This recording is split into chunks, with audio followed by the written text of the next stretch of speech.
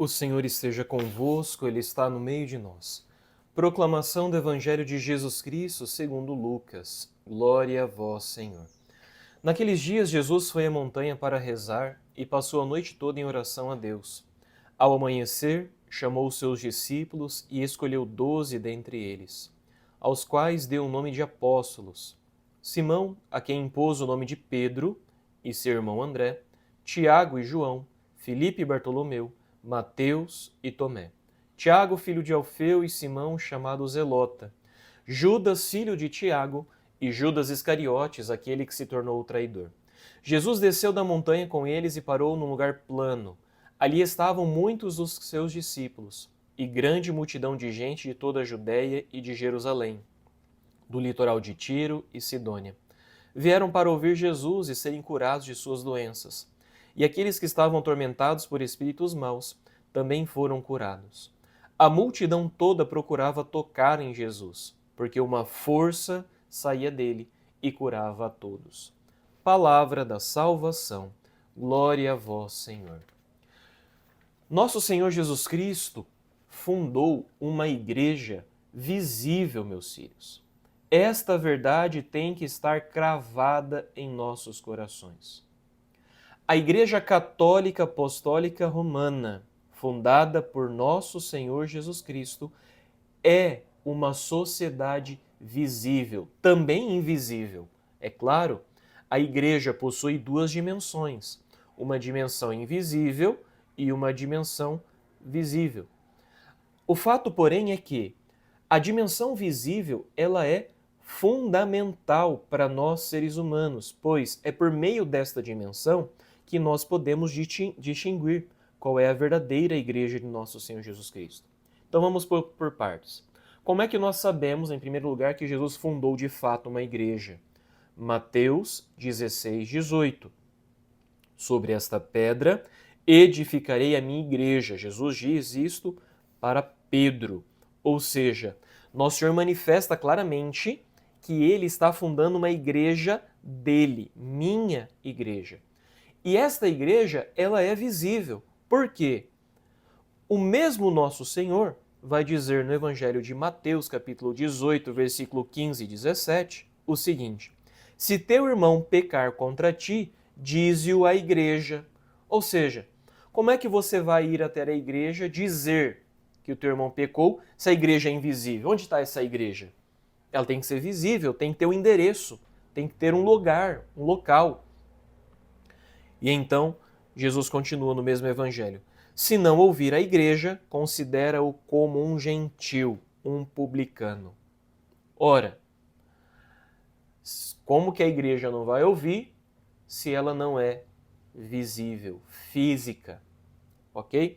Então, onde que está a visibilidade da igreja? Isso é importante para nós. A igreja de nosso Senhor Jesus Cristo se faz visível, em primeiro lugar, em seus chefes e membros. Ok? Então, a hierarquia eclesiástica é a dimensão visível da igreja. E também os seus membros. Quem são os membros da igreja? Os membros da igreja são os batizados. Todos aqueles que recebem o santo batismo são incorporados no corpo místico de nosso Senhor Jesus Cristo. Fazem parte da igreja. Onde mais está a visibilidade da igreja?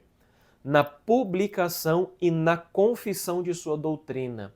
Ou seja, quando a igreja manifesta publicamente a fé, a doutrina, ali está um elemento visível da igreja.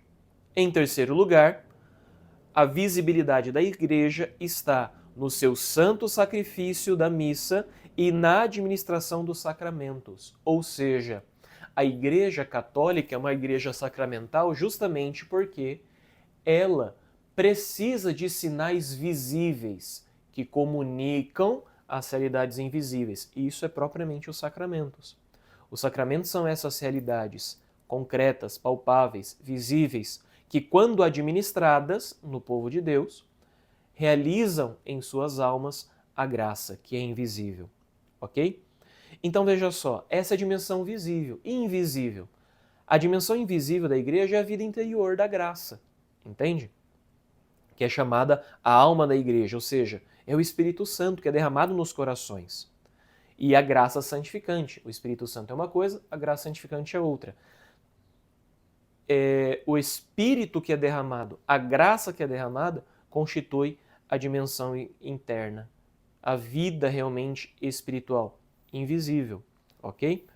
Sendo assim, nós, ao ouvirmos o relato de hoje, o que é que Nosso Senhor está fazendo? Ele está escolhendo os seus apóstolos para constituir a sua igreja de forma visível. É por isso que um dos critérios para nós identificarmos a igreja verdadeira de nosso Senhor Jesus Cristo é a sua apostolicidade, ou seja, como é que eu sei se uma igreja ela é de nosso Senhor Jesus Cristo, se é uma igreja verdadeira ou não? Basta você notar se nela existem essas características. Primeiro, se ela é una. Segundo, se ela é santa.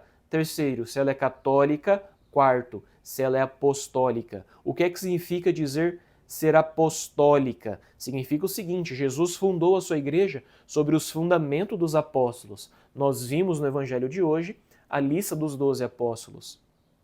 E então, sobre esses apóstolos, nosso Senhor, ele funda a sua igreja. E mais, olha o que nosso Senhor diz aos seus apóstolos. João capítulo 20, versículo 21, também está lá no Evangelho de São Mateus, capítulo 16 e 18, também na carta aos Efésios 2, 20. Assim como o Pai me enviou, também eu vos envio a vós. Ou seja, o Pai envia Jesus, Jesus constitui os 12 apóstolos e então envia estes apóstolos. E estes apóstolos, por sua vez, continuam a enviar os seus sucessores.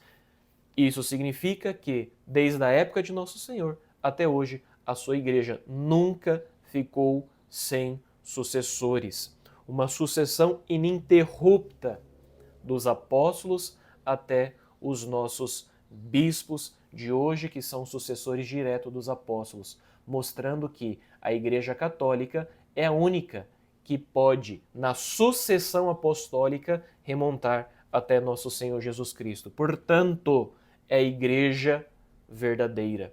Fora dela não existe salvação. Fora da Igreja Católica não existe salvação, porque não foi dado nenhum outro nome debaixo do céu e da terra pela qual a salvação seja operada, senão por Jesus Cristo. E Jesus Cristo operou a sua salvação e conferiu a graça da salvação aos apóstolos e ordenou que esses apóstolos comunicassem, entregassem a salvação para todos os povos até o final dos tempos. Viva a Igreja Católica!